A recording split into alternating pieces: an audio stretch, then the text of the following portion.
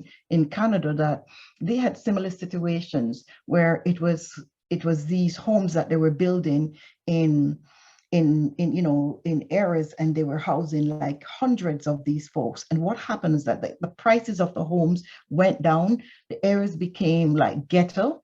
And what happened is that no one wanted to own a home there. What they decided to do, because what happened is that when you have a concentrated number of such people, rather than these people conforming to the norms of the neighborhood, they bring down the neighborhood.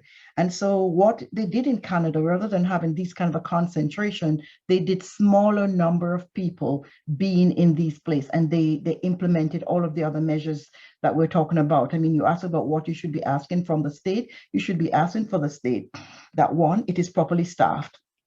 Two, that they don't use the community residents as their alert system, because they're telling us every time there's a problem, we need to tell them. Everybody has a busy life. As I said to Sheila and to Olivia, we should not be your ombudsman. We should not be your security alert. Go use mechanisms and do that yourself. This is not what the community is here for.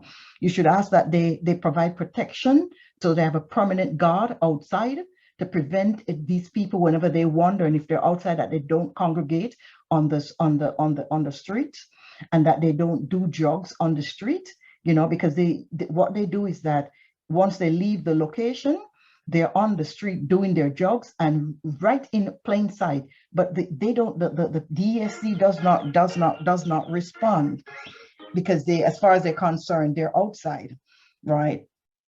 But I think those are some of the things that you'd want to ask for. You'd want to ask about the garbage, where they take care of their garbage and they make sure that the garbage is not left out there, right? They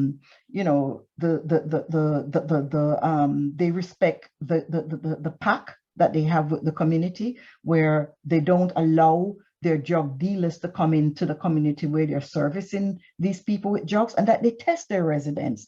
And also the mentally unfit is placed somewhere else. So these are some of the demands that you should ask for, and that they clean the street, that the street responsibility is for them to come every day and clean the street, because these people are litterbugs. They drop everything. And I'm not talking about light trash. I can send you hordes of pictures of our sidewalk, of our homes, the alleys, that they just come and drop their food and their clothes, and it is just despicable. The city's job is to clean all of that up,